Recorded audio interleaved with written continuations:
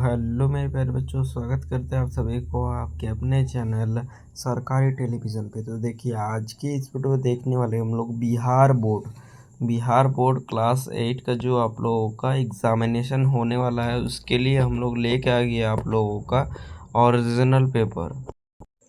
और ये बिहार बोर्ड का 10,000% जो है 1K जो है परसेंट आप लोगों का 100%, 1000% ये आपका रियल पेपर होने वाला है। सो आप लोगों को पूरा वीडियो को देख लेना है।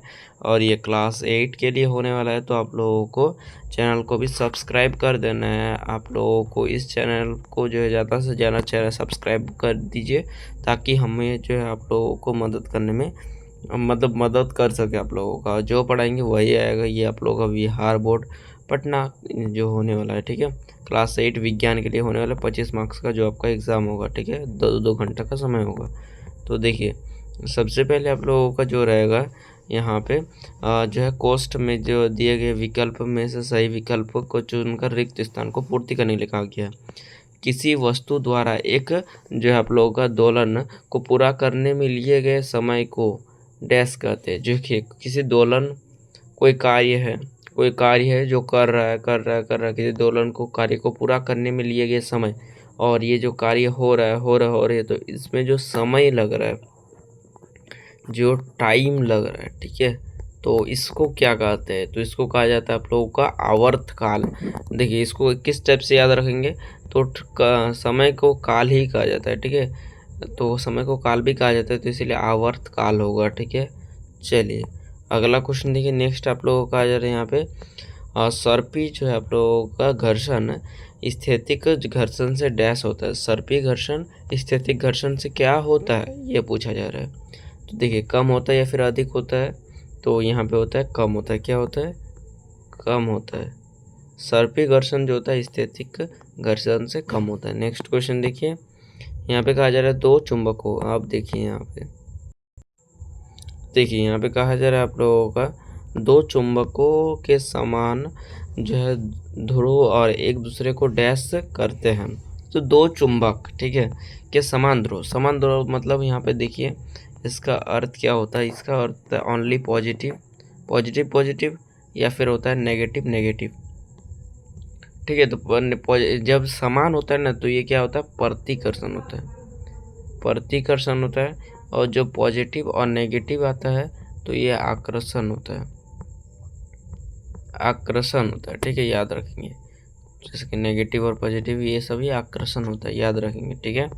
चलिए, तो यहाँ पे देख सकते हो आप लोगों का कहा जा रहा है घ नंबर में ध्वनि की प्रबलता डैश में जो मापी जाती है, ठीक है। तो ये ध्वनि की जो प्रबलता होती है, इसे कहा जाता है, किस में मापा जाता है? तो डेसिबल में मापा जाता है। किस में मापा जाता है? डेसिबल में। इसमें प्रतिकर्षक आपको बता ही दिए। चलिए अगला क्वेश्चन देखिए, क्या हो रहा है? किसी विलयन में विद्युत धारा प्रभावित होने पर डैश प्रभाव उत्पन्न होता है। तो इसमें रासायनिक प्रभाव उत्पन्न होता है। क्या होता है? रासायनिक। चलिए नेक्स्ट देख लेते हैं आप लोगों का। देखिए, नेक्स्ट में आप लोगों का आ जा रहा दिए गए जो आप लोगों का यहाँ पे स्थान जो है आप लोगों का कथनों में से सही कथन को जो है टिक करना है, और गलत कथन को मतलब क्या करना है? क्रॉस कर देना है, ठीक है। तो देखिए, यहाँ पे कहा जा रहा है चुंबक द्वारा किसी लोहे के टुकड़ों पर लगाया गया बल एक असंपर्क बल होता है। देखिए, चुंबक द्वारा किसी लोहे पर, एक चुंबक हो गया, ये क्या है? चुंबक है। और चुंबक द्वारा ये क्या है? लोहा है, ठीक है। मान लीजिए लोहा है, ठीक है। तो लोहा पर जो लगाया गया बल होता है, ये क्या होता है? असंपर्क बल होता है। हाँ, तो ये सही है, असंपर्क बल ही होता है, ठीक है।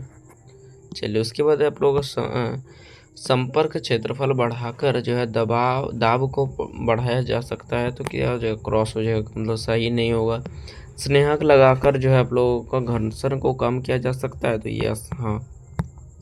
उसके बाद आप लोग क्या बोल रहे हैं? आप लोग मानव कानों के लिए श्रव्य ध्वनि क्या होता है? 20 से 20,000 ध्वनि होता है। हाँ, ये 100% सही है। चलिए, तो यहाँ पे सही है। उसके बाद आप लोग प्लास्टिक तथा लकड़ी विद्युत का चालन नहीं करते, तो ये भी सही है, ठीक है।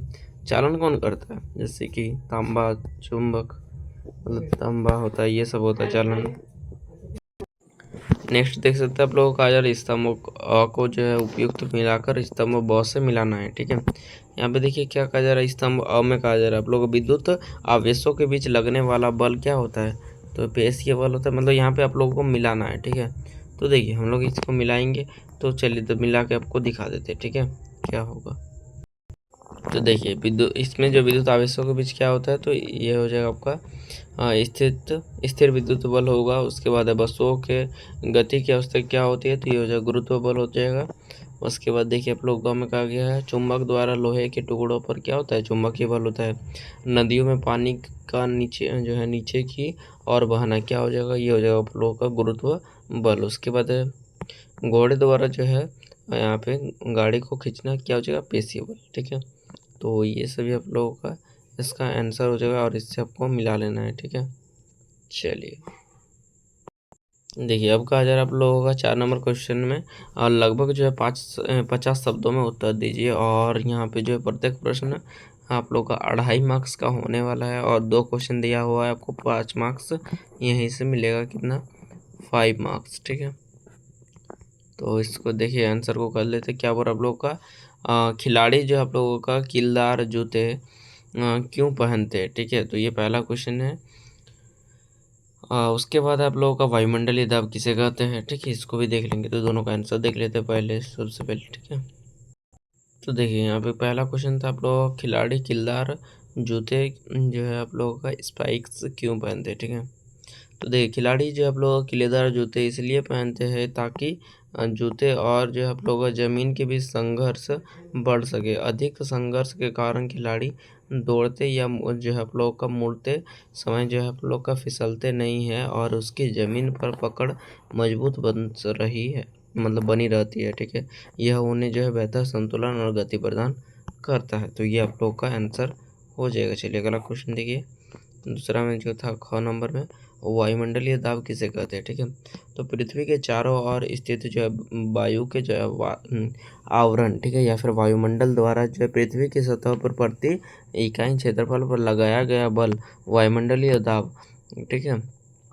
एटमॉस्फियर प्रेशर कहलाता है। हमारे जो है सिर के ऊपर की वायु का जो है स्तंभ हम पर जो है आप लोग का निरंतर दबाव डालता है, जिसे वायुमंडलीय दबाव कहा जाता है। ठीक है, तो ये आपका आंसर हो जाएगा दोनों का। अब देख लेते हैं आप लोग का जो लास्ट 5 नंबर बचा हुआ था।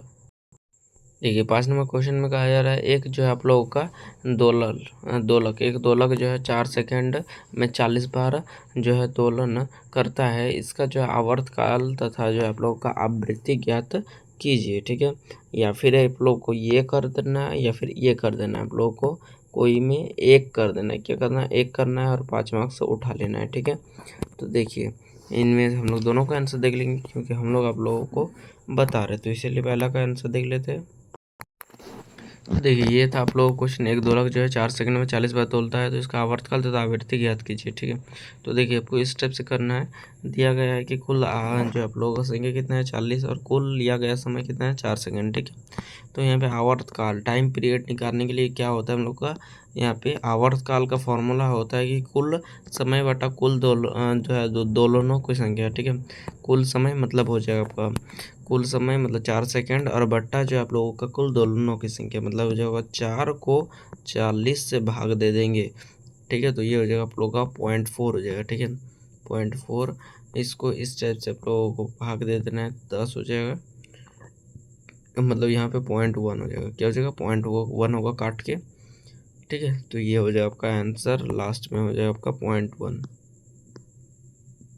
सेकेंड। ठीक है, आवर्तकाल निकल गया 0.1। ठीक है, तो ये आप लोग कर लेंगे, आवर्तकाल का यहाँ से दिया हुआ है। ठीक है, अब देखिए आप लोग का आवृत्ति निकालने के लिए प्रत्येक यहाँ पे देख सकते हैं, आवृत्ति निकालने के लिए होता है आप लोगों का जो है प्रति सेकंड होने वाले दोलनों की संख्या को आवृत्ति कहते हैं और आवृत्ति कुल दोलनों की संख्या बटा कुल समय होता है। ठीक है, तो कुल यहाँ पे दोलनों की संख्या दिया हुआ था 40 और बटा 4, इसको कर देंगे तो 10 हर्ट्ज बन जाएगा। ठीक है, आवर्तकाल बनेगा 0.1 और यहाँ पे जो है आवृत्ति बनेगा 10 हर्ट्ज। ठीक है, उसके बाद था एक और अथवा वाला क्वेश्चन, क्या और आप लोग को वर्णन कीजिए घर्षण किस प्रकार जो है सूत्र एवं मित्र दोनों है। ठीक है, तो देखिए घर्षण हमारे जो है दैनिक जीवन में एक महत्वपूर्ण भूमिका जो है निभाता, यहाँ पे देखिए महत्वपूर्ण भूमिका निभाता है और यह हमारे जो है आप लोग का लाभदायक भी है और हानिकारक भी है। इसीलिए हम इसे